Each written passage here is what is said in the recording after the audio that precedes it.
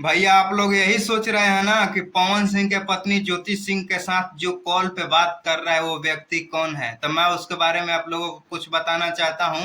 हालांकि ज्यादा तो मुझे पता नहीं है, लेकिन जितना ही पता है मैं आप लोगों को उस चीज को बताने के लिए आया हूँ।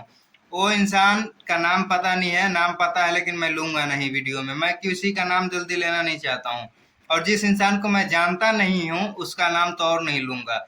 मैं बता दूं कि वो इंसान स्टूडियो चलाता है, उसका खुद का स्टूडियो है, पटना में रहता है। और वहां से उसका कोई मतलब वायरल नहीं हो पा रहा था, उसका स्टूडियो में कोई रिस्पांस काफी अच्छा नहीं मिल रहा था।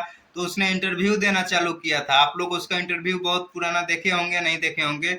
इंटरव्यू में वो बहुत सारे मतलब ज्योति सिंह के परिवार, मम्मी पापा के बारे में भी गलत बोल चुका है। उसके बाद उसने बहुत सारे गलत बात इधर से भी बोला, उधर से भी बोला, और लोगों को यही पता चलता है वो इंसान का बोलने का तरीका क्या है।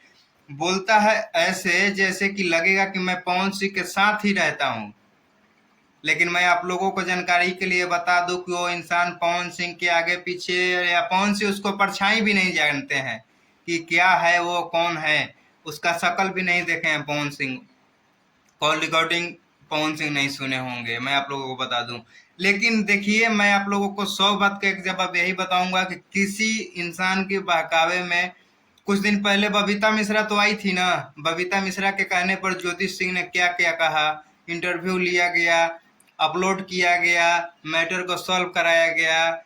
कौन कराया कौन नहीं कराया, इधर बीना मानवी का नाम आता था तो उधर बबीता मिश्रा का नाम आता था। कौन किसको पति पत्नी में कौन किसको क्रेडिट दिया है पूरा, ये तो मुझे पता नहीं है, वो दोनों के अंदर ही पता होगा। जो कुछ भी हुआ है, हो रहा है अभी, इस बात को आप लोग अच्छे से जानिए, सुनिए, देखिए।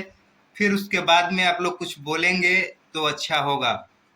और मैं कहना चाहूंगा कि अगर किसी इंसान का रहना है, नहीं रहना है, क्या है क्या नहीं है, उस मैटर को हम लोग साइड ही रखेंगे तो अच्छा रहेगा। उस मैटर को जिसको नहीं बोलना है वो भी बोल रहा है आकर के, तो ये सब अच्छा नहीं लग रहा है। अगर बोलना है तो उस मुद्दा में अच्छे तरीका से, तमीज से, लहजा से थोड़ा बात करेंगे आप लोग तो अच्छा होगा।